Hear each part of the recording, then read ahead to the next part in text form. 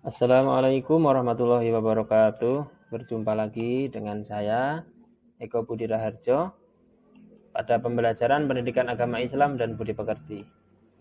Materi yang akan saya sampaikan pada kesempatan kali ini adalah materi untuk jenjang SMK kelas 11.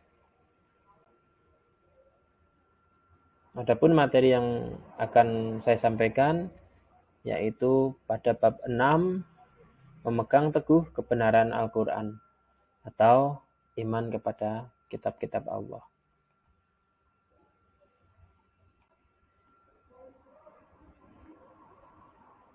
Baiklah, yang tampil kali ini adalah peta konsep materi.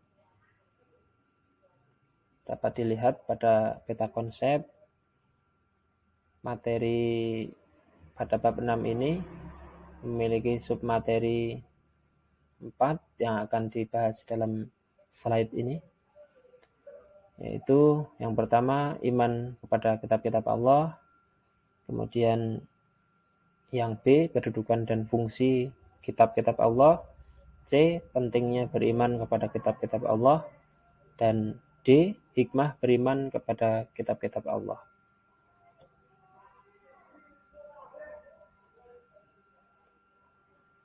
Yang pertama, iman kepada kitab-kitab Allah. Pengertiannya, kitab adalah wahyu Allah yang dibukukan. Maknanya adalah meyakini dengan sepenuh hati bahwa Allah Subhanahu wa Ta'ala telah menurunkan kitab-kitabnya kepada para rasul untuk disampaikan kepada umatnya sebagai pedoman hidup atau petunjuk bagi umat manusia agar dapat meraih kebahagiaan di dunia dan di akhirat.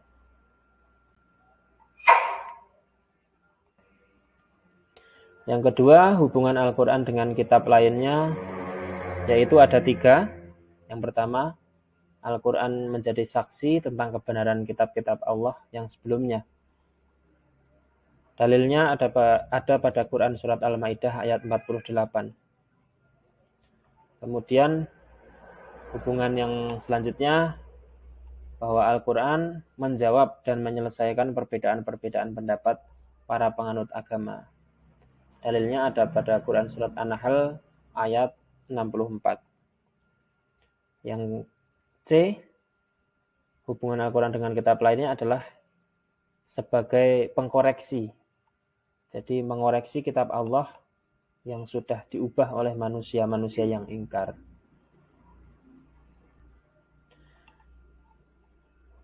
Kemudian yang ketiga, macam-macam kitab Allah.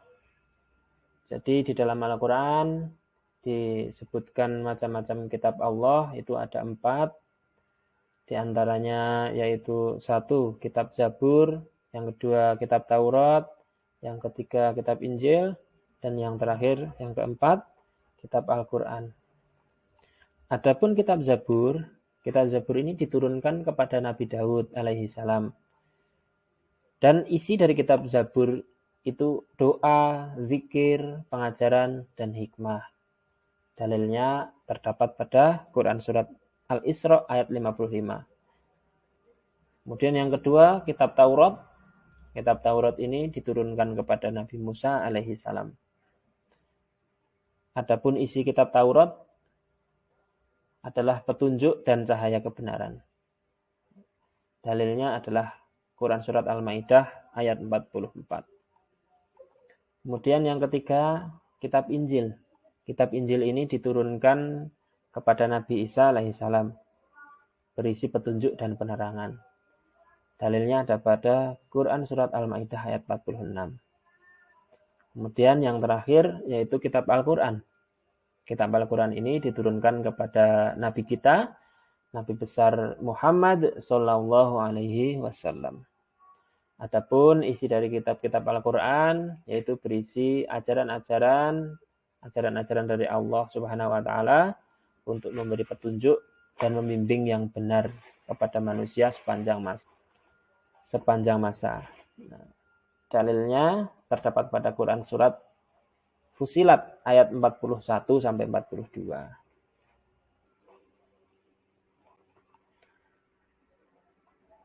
Kemudian selanjutnya setelah kita mempelajari pengertian dan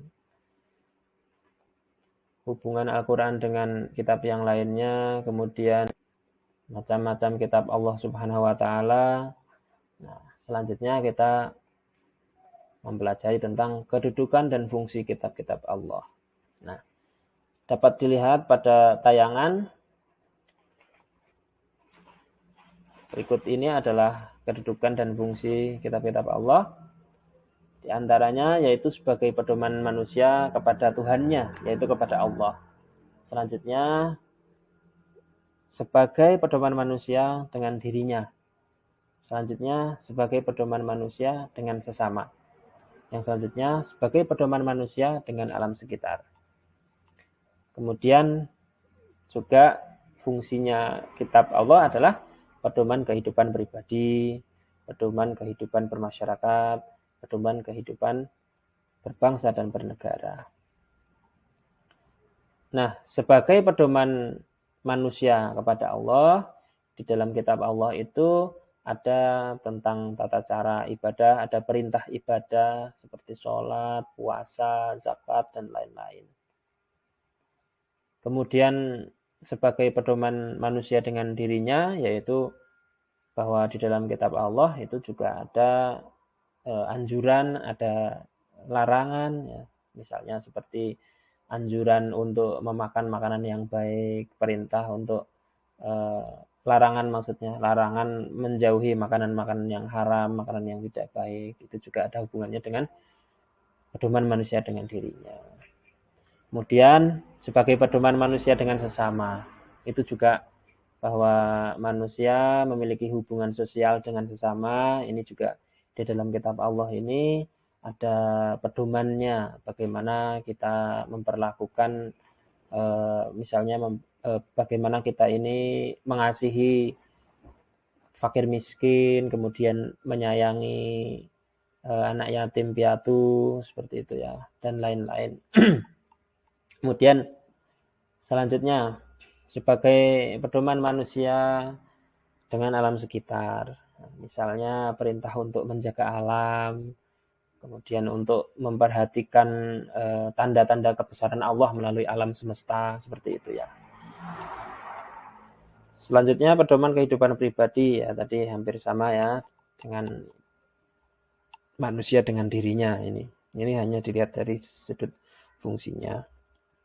Begitu juga dengan kehidupan bermasyarakat, sama kehidupan sosial. Nah, kemudian kehidupan berbangsa dan bernegara, di mana kita diperintahkan untuk bersatu dalam kebaikan, membentuk suatu bangsa yang baik, saling mengenal dengan bangsa yang lain juga.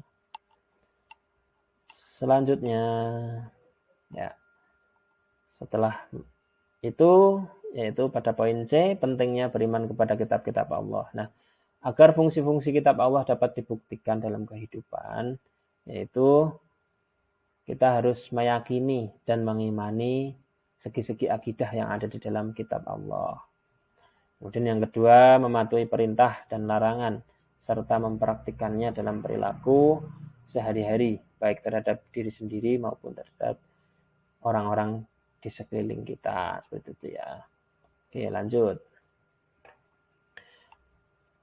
Kemudian terakhir ya, terakhir yaitu hikmah beriman kepada kitab-kitab Allah. Di antaranya ada 5 yang disebutkan di situ, yaitu yang pertama hikmahnya adalah kita dapat berbuat dengan sesuai tuntunan dari Allah.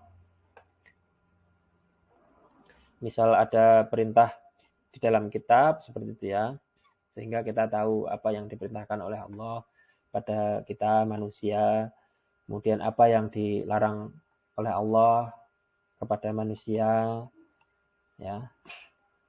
Selanjutnya hikmah yang lain adalah membuka cakrawala iptek atau ilmu pengetahuan dan teknologi. Semua yang teknologi saat ini semua tidak lepas juga dari petunjuk dari Allah, sebenarnya seperti itu ya. Kalau kita memahami sejarahnya, bagaimana penemuan-penemuan itu juga di era modern saja itu banyak sekali melibatkan melibatkan orang-orang muslim ya. Hanya saja kita ini dari segi pengkisahan menyejarahkan itu terkadang diakuisisi oleh orang-orang selain Islam ya.